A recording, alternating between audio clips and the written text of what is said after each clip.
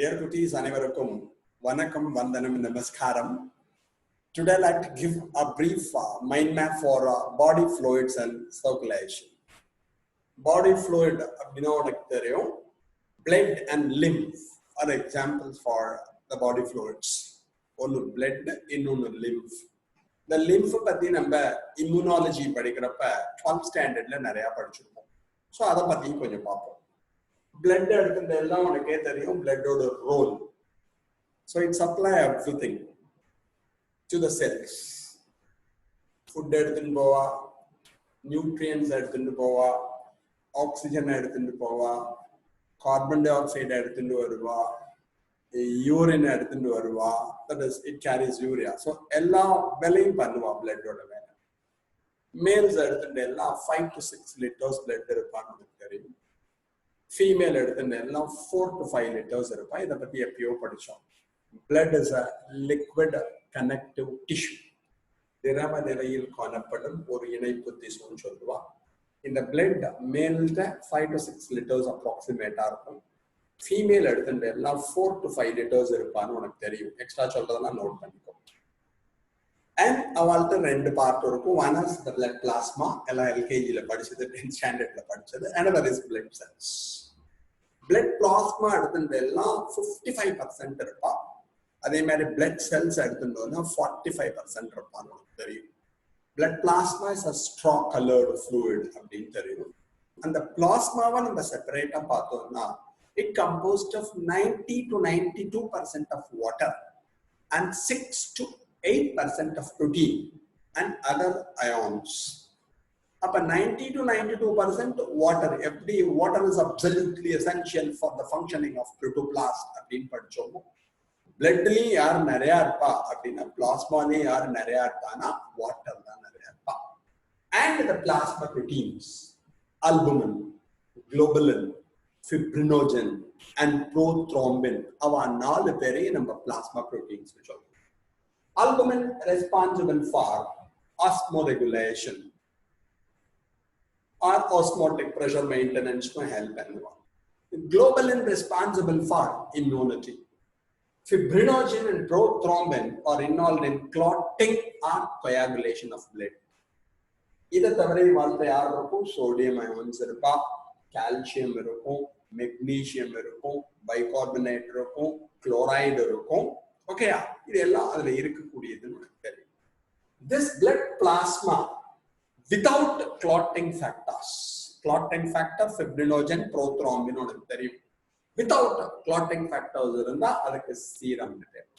So அப்ப நீ முக்கியமா ஞாபகம் வச்சுக்க வேண்டியது blood plasma without clotting or coagulation factor fibrinogen and prothrombin இல்லாமல் இருந்தால் அதுக்கு blood serum அப்படின்னு பேருங்கிறத ஞாபகம் வச்சுக்கோ.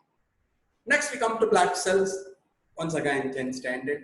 RBC or the erythrocyte, WBC or the leukocytes, platelets or thrombocytes அப்படின்னு 3 பேர் இருப்பாங்க. Blood cell எவ்வளவு இருக்கும்? 45% blood cell இருப்பாங்க. ஞாபகம் வச்சுக்கோ. You know the role of RBC. Main function of RBC is gaseous exchange. Heme carries oxygen in the form of oxyhemoglobin, and globin carries carbon dioxide in the form of carbamino compounds. So simply role of RBC அப்படின்னு சொன்னால் முடிஞ்சு போயிடுது. என்ன? Gaseous exchange. Second is WBC. அதில் 5 பேர் தெரியும். eosinophil, basophil, neutrophil, monocyte, lymphocyte, B lymphocyte, T lymphocyte and their roles. அது எல்லாத்தையும் நீங்க ஞாபகம். இது இம்யூனாலஜியோட கொஞ்சம் அலைன் ஆகும். அதை மட்டும் மறந்துடாது. என்ன ஆகும் அப்படின்னா ரொம்ப முக்கியமா phagocytosis ஒன்று படிச்சிருப்பேன் 12th standard. Cell eating is otherwise known as a phagocytosis. அந்த phagocytosis cell eating ரெண்டு பேர் பண்ணுவான். One neutrophil, another is macrophage. சின்னதா இருந்தா monocyte னு சொல்லுவா. If the size of the monocyte is somewhat enlarged, we are calling it as macrophages. So neutrophils and macrophages are the very good phagocytophils. Phagocytosis means cell eating. நம்ம உடம்புல ஏதாவது pathogen வந்தா அதை engulf பண்ணி surround பண்ணி முழுங்கி சாகடிச்சுடுவோம். So அதை இந்த இடத்துல ஞாபகம். Then lymphocytes படிச்சிருப்பேன். Production and majority of the lymphocyte takes place in the bone marrow itself. B lymphocyte. Production in the bone marrow, majority in the thymus gland, the T lymphocyte. T T cells are responsible for cell-mediated immunity, and B cells are responsible for antibody-mediated immunity. Next, we come to the platelets or thrombocytes responsible for clotting or coagulation of blood. Okay, next is like a new one, the circulatory system blood group. Blood group on ABO blood group discovered by K. Landsteiner. It's an example for multiple allelism or polymorphism. Multiple allelism or polymorphism means one character with more than two expressions. Gregor Johann Mendelssohn and the character it should be expressed in two ways. One is the dominant character, another is the recessive character. Now, the character express one character with more than two expression அப்படின்னா இங்க blood groupங்கிறது ஒரு character வச்சுக்கோ. இத மூணு gene control பண்ணுவோம். A, B and O. A and B are the dominant genes and O is the recessive gene. அப்ப இதோட expression எடுத்துட்டேன்னா நம்மள்ட்ட A blood group இருக்கலாம், B இருக்கலாம், AB இருக்கலாம், O இருக்கலாம். So blood group is one with more than two expressions. So it's an example for multiple allelism or polymorphism. அதே மாதிரி Mendel சொன்னதுலேருந்து against this codominance. According to Mendel, whenever a cross made between two pure parental stocks, F1 hybrid produce any one of the parental character. ரெண்டு பேருக்கு நடுவுல cross பண்ணா F1ல யாரான ஒருத்தரோட character தான் வரும். எது வருதோ அதை டாமினன்ட் சொல்லுவோம், எது வரலையோ அதை ரெசசிவ் சொல்லுவோம். ஆனா AB blood group எடுத்துட்டு எல்லாம் A ஜீனும் இருப்பா, B ஜீனும் இருப்பா. ரெண்டு பேரும் தங்களோட கேரக்டரை எக்ஸ்பிரஸ் பண்ணுவா. ரெண்டு பேரும் தங்களோட கேரக்டரை எக்ஸ்பிரஸ் பண்ணினால் பினோடைப்ல அதுக்கு பேர் உனக்கும் கோடாமினன்ஸ், இணை ஓங்குத்தன்மை என்று அழைப்பார்கள். இதுக்கு வித்தியாசமா இருக்கும். பிளட் குரூப்பை யார் கண்ட்ரோல் பண்றான்னு உனக்கு தெரியும், அதெல்லாம் தெரியும்னால நான் போல IA, IB, IO அப்படின்னு சொல்லிட்டு மூணு ஜீன் கண்ட்ரோல் பண்ணுவோம். இப்ப A பிளட் குரூப்னா வளர்த்தா என்ன இருக்கும் அப்படின்னா IA இருக்கும், IA, IO இருக்கும். Because O is a recessive gene. இப்போ B blood group எடுக்கணும்னா IB இருப்பா, or IB, IO இருப்பா. O blood group எடுக்கணும்னா என்ன இருக்கும், ரெண்டு ஜீனும் ரெசசிவா இருக்கணும். IO இருந்தால்தான் O blood group சொல்லணும். பட் AB blood group எடுக்கணும்னா A ஜீனும் இருப்பா, B ஜீனும் இருப்பா, and their characters expressed. இது ரிலேட்டடா ப்ராப்ளமும் நிறைய அனுப்புறேன். அப்ப A ஜீன் B ஜீன் இருந்து ரெண்டு பேரும் தங்களோட கேரக்டரை எக்ஸ்பிரஸ் பண்ணினால் அதுக்கு தான் கோடோமினன்ஸ் இருக்கு. அப்புறம் ஆன்டிஜன் உனக்கு தெரியும், ஆன்டிபாடி உனக்கு தெரியும்.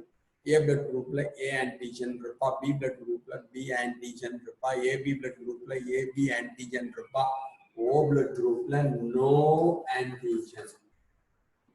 இது மனசுல வச்சுக்கணும். அதே மாதிரி எடுத்துட்டோம் ஆன்டிபாடி. A blood group என்ன பண்ணுவா, B ஆன்டிபாடியை ப்ரொடியூஸ் பண்ணுவா. B blood group என்ன பண்ணுவா, A ஆன்டிபாடியை ப்ரொடியூஸ் பண்ணுவா. AB blood groupல நோ ஆன்டிபாடி. ABல ஆன்டிபாடியே ஃபார்ம் ஆகாது. ஓகேயா? O blood groupல ஆன்டிஜன் கிடையாது, but they have antibody A, they produce antibody A and antibody B. இதெல்லாம் உனக்கு தெரிஞ்சது. ஸோ இதெல்லாம் கொஞ்சம் அப்படியே ஞாபகம் வச்சுக்கோ. இதை வச்சுன்னு ஏதாவது ப்ராப்ளம் கேட்கலாம். ஒரு 10 to 15 ப்ராப்ளம்ஸ் உனக்கு வீடியோஸ் தனியா அனுப்புறேன், நீங்க பார்த்துக்கோங்க, யூஸ்ஃபுல்லா இருக்கும். ஓகேயா? அப்ப இது பேஸ். இதுல ஏபியோட ஸ்பெஷாலிட்டி என்னன்னா, A கொடுத்தாலும் வாங்கிப்பா, B கொடுத்தாலும் வாங்கிப்பா, AB கொடுத்தாலும் வாங்கிப்பா, O கொடுத்தாலும் வாங்கிப்பா. They receive blood from A, B, AB as well as O. அதனால வாழ்க்கை யூனிவர்சல் ரெசிபியன்ட் இருக்கு. ரெண்டு ஜீன் இருக்கிறதுனால எல்லாரோடையும் அட்ஜஸ்ட் பண்ணிடும். பட் O பொறுத்தவரையும் கர்ண மகாபிரபு மாதிரி எல்லாருக்கும் டொனேட் பண்ணுவா. A வேணா எடுத்துக்கோடா, B வேணா எடுத்துக்கோடா, AB வேணா எடுத்துக்கோடா, O வேணா எடுத்துக்கோடா, எல்லாருக்கும் தருவா. Universal donor. ஆனா யார்கிட்ட மட்டும் ரிசீவ் பண்ணுவா, ஓட்டேந்த மட்டும் தான் ரிசீவ் பண்ணுவா. அது மாதிரி ஏபியை பொறுத்தவரை எல்லார்ட்டையும் பிடிக்குதுமா, ஆனா யாருக்கு மட்டும் தருவான், ஏபிக்கு மட்டும்தான் தருவான். ஸோ இதெல்லாம் உனக்கு தெரிஞ்சது. இந்த யூனிவர்சல் டோனர் O ஞாபகம், யூனிவர்சல் ரெசிபியன்ட் ஏபி ஞாபகம், இதெல்லாம் உனக்கு தெரிஞ்சுக்க வேண்டும். அதுக்கப்புறம் RH ஃபேக்டர் படிச்சிருக்கேன். RH அப்படின்னு ஏன் பேர் வந்ததுன்னா, it was first reported in Macaca rhesus, K. Landsteiner. A S Wiener இவா ரெண்டு பேரும் மெக்ககார் ரீசஸ் அப்படிங்கிற மங்கில இதை ஃபர்ஸ்ட் ரிப்போர்ட் பண்ணாங்க. அதை சயின்டிபிக்கலா ப்ரூவ் பண்ணவா ரேஸ் அண்ட் ஃபிஷர் அப்படின்னு ரெண்டு பேர். அதை வச்சுதான் நம்மள பாசிட்டிவ் நெகட்டிவ் சொல்லுவோம். இந்த ஆர்ஹெச் மங்கில இருக்க ஜீன் நம்மள்கிட்ட இருந்தால், அந்த டி ஆன்டிஜன் இருந்தால் நமக்கு ஆர்ஹெச் பாசிட்டிவ் பேர். நம்மள்கிட்ட அந்த டி ஜீன் ரெசசிவ் கண்டிஷன்ல இருந்தால் நமக்கு ஆர்ஹெச் நெகட்டிவ் பேர். இப்போ ஏபிலாம் மறந்துடும், எக்ஸ்ட்ராவா இந்த டி ஆன்டிஜன் அப்படின்னு நம்மள்கிட்ட எக்ஸ்ட்ராவா இருந்தால் நமக்கு பாசிட்டிவ்னு பேர். அந்த D antigen is in the recessive condition we are calling it as Rh negative. இது எப்போ ப்ராப்ளம்? ஃபார் எக்ஸாம்பிள் ஒரு டேபிள் சொல்றேன், ஞாபகம் வச்சுக்கோ. Male female result, male female foetus, what will be the result? இப்ப அப்பா பாசிட்டிவா இருக்கா, அம்மா பாசிட்டிவா இருக்கா, குழந்தை பாசிட்டிவா இருக்கும், நோ ப்ராப்ளம். அம்மா ஆர்ஹெச் நெகட்டிவ், அப்பா ஆர்ஹெச் நெகட்டிவா இருக்கா, அம்மா ஆர்ஹெச் நெகட்டிவா இருக்கா, பாப்பாவும் ஆர்ஹெச் நெகட்டிவா இருந்தால் நோ ப்ராப்ளம். அப்பா நெகட்டிவா இருந்து அம்மா பாசிட்டிவா இருந்து பாப்பா பாசிட்டிவா இருந்தால் நோ ப்ராப்ளம். ஏன்னா அம்மாவும் குழந்தையும் ஒரே மாதிரி இருக்கும். எப்ப பிரச்சனைனா அப்பா ஆர்ஹெச் பாசிட்டிவா இருந்து அம்மா ஆர்ஹெச் நெகட்டிவா இருந்தால் குழந்தை என்னவா இருக்கும்னா பாசிட்டிவா இருக்கும். குழந்தை எங்க வளரும்? அம்மாவோட யூட்ரஸ்ல வளரும். அப்ப குழந்தை பாசிட்டிவ், மதர் இஸ் நெகட்டிவ். அப்ப அம்மாட்ட இருந்து பிளட் வழியா குழந்தைக்கு எல்லாம் வரும், குழந்தைகிட்ட இருந்து எல்லாம் பிளட் வழியா அம்மாட்ட போகும், பிளாசென்டா அம்பிளிக்கல் கோடு எல்லாம் பார்த்துட்டு. அப்போ குழந்தைகிட்ட இருக்க டி ஆன்டிஜன் அம்மாட்ட போகும், அது அம்மாட்ட கிடையாது.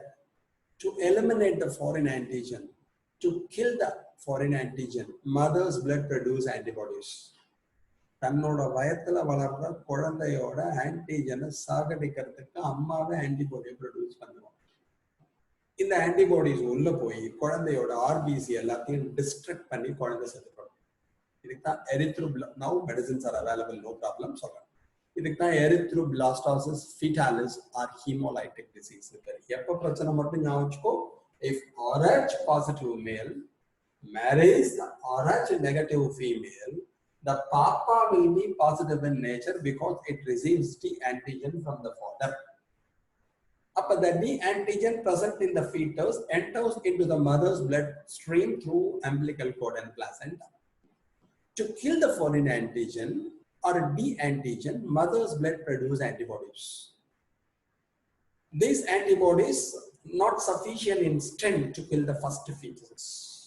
If the mother subsequently carries RH positive fetuses, then the fetuses are at risk by a disease called erythroblastosis fetalis or hemolytic disease.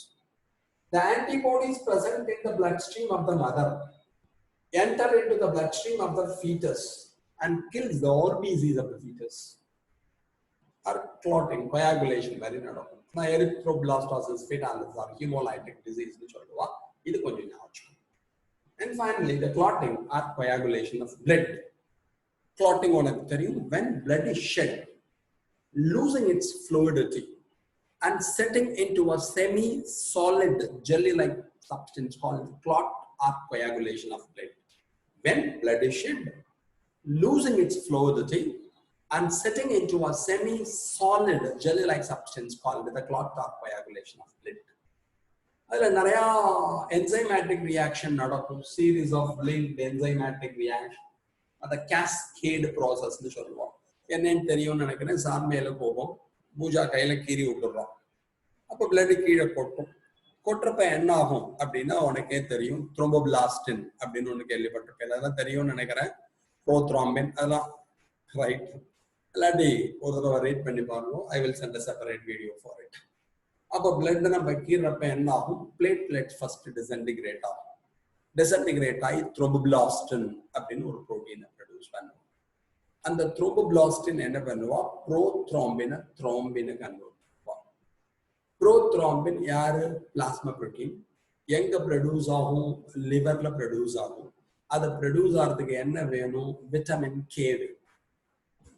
அப்போ ப்ரோத்ரோம்பின் த்ரோம்பினை மாறுறப்ப calcium ion act as a cofactor. அப்புறம் என்ன ஆகும்னா, ப்ரோத்ரோம்பின் த்ரோம்பினை மாறுறது போறோடனே அவ என்ன பண்ணுவான்னா, நம்ம பிளட் பிளாஸ்மால சாலுபிள் புரோட்டீன் fibrinogen இருப்பான். அதை insoluble fibrin threads மாத்துவோம். அந்த fibrin என்ன பண்ணுனா it will form a mesh, ஒரு வலை மாதிரி அமைப்பை உண்டாக்கும். Where the entrapment of RBC, WBC and platelets takes place, the clot is over. இது நார்மலா நடந்தாலும் பிரச்சனை இல்லை. சில பேருக்கு heritable disease, hemophilia, bleeders disease சொல்லுவோம். Failure in blood clotting mechanism is said to be hemophilia or bleeders disease இருந்தால் அவங்களுக்கு ப்ராப்ளம். ஓகேயா? ரைட்? Dear cuties, இப்போ blood-ஓட continuation என்ன? Lymph. உனக்கு தெரியும் lymph is a special filtrate of blood plasma. இதை interstitial fluid சொல்லுவா, tissue fluid சொல்லுவா. It will form a system, the lymphatic system. அதை எடுத்துன்னு போற vessel, lymphatic vessel சொல்லுவோம். Some places it is enlarged to form lymph nodes. இதெல்லாம் நம்ம எங்க படிச்சோம் அப்படின்னா lymphoidal organ படிக்கிறப்ப இதை பத்தி படிச்சோம். Thymus படிச்சோம், primary lymphoidal organ அப்படிலாம் படிச்சிருக்கேன். So this lymph is responsible for immunity because it is enriched with WBC. Clear? இதோட ரோல் தெரியும் உங்களுக்கு. Nutrients எடுத்துட்டு போவா அப்படிங்கிறது தெரியும். Cells it also carry nutrients and other things. ரொம்ப முக்கியம் என்ன கொடுத்திருக்காங்கன்னா fats are absorbed through the lymph. And the lacteal present in the intestinal villi. Villus, villi, the ultimate absorbing unit nu padichirpen. And fatty acid and glycerol absorbed by the lymph present in the lacteal. இது முக்கியமா ஞாபகம். அப்புறம் lymph node ஞாபகம். More than 600 lymph nodes are present உனக்கு தெரியும். இது ரிலேட்டடா என்ன இருக்கும் அப்படிங்கறது எல்லாத்தையும் பார்த்துப்போம். Lymph enriched with the WBC. Foreign pathogen இருந்தா அதை phagocytose பண்ணுவா. Lymph node படிச்சிருப்பேன். அதுல ரெண்டு ஏரியா இருக்கும். ஒன்று bone marrow dependent area, another is thymus dependent area ன்னு படிச்சிருப்பேன். Bone marrow dependent areaல B cells நிறைய இருப்பா, responsible for antibody mediated immunity. Thymus dependent areaல T cells நிறைய இருப்பா, responsible for cell mediated immunity. So இது அப்படியே அந்த lymph-ங்கிறத நீ correlate with the immunology, health and diseases படிக்கிறப்ப வரும் 12th standard அதோட alignment. Okay, right. Next is the circulatory system. இதெல்லாம் நிறைய போல நமக்கு நிறைய ஐடியா சின்ன கிளாஸ்ல இருந்தே படிச்சதுனால. Open circulatory system cockroach படிச்சிருப்பேன். Closed circulatory system உனக்கு தெரியும். Vessels வழியா blood போச்சுன்னா closed. அப்படி இல்லாமல் body cavityல இருந்தா அது open circulatory system னு சொல்லுவோம். 2 chambered heart pieces-ல இருப்பா. 3 chambered amphibiaல வருவா, reptiliaல வருவா. Reptiliaல crocodile மட்டும் உனக்கு எடுத்துட்டு எல்லாம் அதுல 4 chambered heart இருக்கும் தெரியும். Caves mammals-லாம் தெரிஞ்சதுதான். 2 auricles, 2 ventricles, right auricle, left auricle, right ventricle, left ventricle numbered. In between the right auricle and right ventricle, tricuspid valve is present. In between the left auricle and left ventricle, bicuspid valve is present. இதோ mitral valve-லாம் படிச்சிருப்பேன். அப்புறம் semilunar valves இருப்பா. The function of valves prevent the backflow of blood. இது எல்லாத்தையும் அப்படியே கட கட கட கட கடன்னு ஞாபகம். நாங்க ஹார்ட்ல என்ன படிச்சாலும் இது எல்லாத்தையும். ஹார்ட்டுக்கு எப்படி வரும் தெரியும். superior vena cave, inferior vena cave and coronary veins carries. Superior vena cava, inferior vena cava and coronary vein carries in deoxygenated blood to the right auricle. The left auricle receives oxygenated blood from the lungs through 4 pulmonary veins. When the atria are getting filled with blood, the condition is said to be diastole. Then it undergoes contraction called the systole. Diastole, systole, inga tricuspid open ahum, inga bicuspid open ahum. Right ventricle receives a deoxygenated blood and left ventricle receives oxygenated blood. When the ventricle getting filled with blood, then the condition is said to be diastole. It undergoes contraction called the systole. Aorta carries oxygenated blood from the left ventricle to the body. Like that, pulmonary artery carries deoxygenated blood from the right ventricle to the lungs for purification. அப்போ heartbeat அடிப்பா. அப்போ 2 sound வரும். What is heartbeat? Atrial diastole, atrial systole, ventricular diastole, ventricular systole, and the short gap is collectively known as heartbeat. அப்படின்னு படிச்சிருப்பேன். Simple as a single systole and diastole of atria and the ventricle is known as heartbeat. 72 to 80 beats a second. Apparent sound one is the lub sound, another is the dub sound.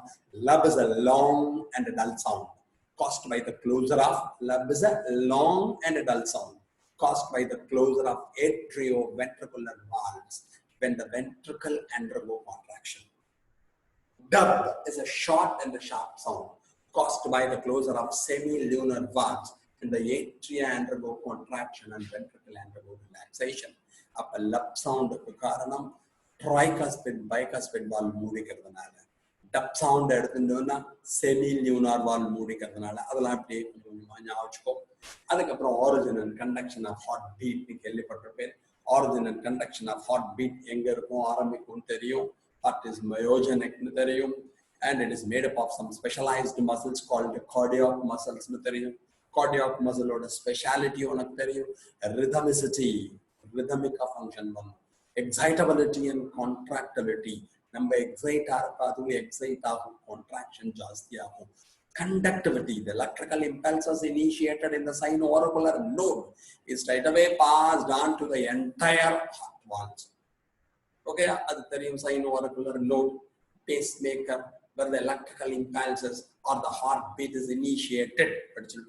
From the sino-auricular node, the electrical impulse is passed on to the auriculoventricular node, then to the bundle of first Purkinje fibers. So transmission of impulses takes place to the entire heart. Any defect in the sino-auricular node, we go for artificial pacemaker. Sino-auricular node where the electrical impulse is initiated 0.3 millimeter in diameter, the velocity 1.5 centimeter in diameter or millimeter, and the size in electrical impulses every conduct அதெல்லாம் measure பண்றதுக்கு தான் எது யூஸ்ஃபுல்லா இருக்கும். ECG படிச்சுட்டு பேர் electro என்செஃபலோகிராஃபிங்கிற மாதிரி அது அங்க வரும். இங்க வர்ற என்செஃபலோகிராஃபி அங்க பாக்குறப்ப படிச்சுட்டு பேர். இங்க எலக்ட்ரோ கார்டியோகிராம் அப்படின்னு சொல்லுவோம். எலக்ட்ரோ கார்டியோகிராம் ஹார்ட் எப்படி ஃபங்க்ஷன் பண்றது, இன்னும் வேவ்ஸ் எல்லாம் படிச்சுட்டு பேர்.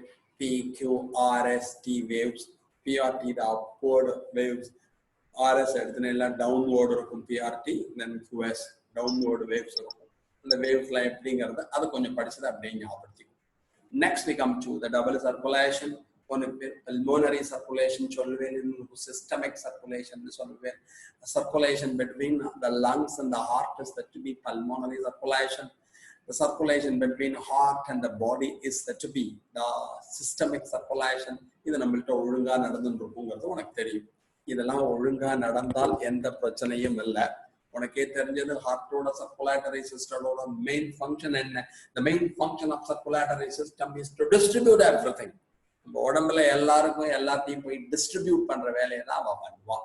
இதுல ஏதாவது பிரச்சனை வந்துடுது, அதான் டிசார்டர்ஸ் சொல்லுவா. One is hypertension, second is coronary artery diseases, third is angina pectoris, and fourth is heart failure. Hypertension உனக்கு blood pressure தெரியணும். First, blood pressure is nothing but the pressure exerted by the blood on the walls of the blood vessels. So blood pressure is nothing but the pressure exerted by the blood on the walls of the blood vessel. Normal BP is 120 bar, 80 mm mercury. First the systole, second is diastole. Aged fellow like Satyamurthy, the blood pressure will be 130 bar, 90 mm mercury. Increased blood pressure is said to be hypertension, 160 bar, 95 mm mercury. Second is coronary artery diseases, myocardial infarction, angina pectoris, atherosclerosis. அது எல்லாம் உனக்கு எதுல வரும்? coronary artery diseases. உனக்கு தெரியும் coronary artery supplies oxygenated blood to the cardiac muscles. heart muscle-க்கு pure blood supply பண்ணக்கூடிய oxygenated blood supply பண்ணக்கூடிய artery தான் coronary artery. அதுல ஏதாவது thrombus வந்தாலோ, embolism வந்தாலோ, plagues வந்தாலோ, it leads to coronary artery diseases. Myocardial infarction, angina pectoris, and atherosclerosis. Angina means strangling or constrictive pain. And heart failure if the pumping of the heart is not affected the nature, we are calling it as heart failure. ஏகப்பட்ட reasons இதுக்கு காரணமா இருக்கலாம். So இது மாதிரி இதை சொல்லிகிட்டே போகலாம். இதுதான் ஒரு மைண்ட் மேப்ல நீ முக்கியமாக ஞாபகம் வச்சுக்க வேண்டியது. Best wishes, thanks for here.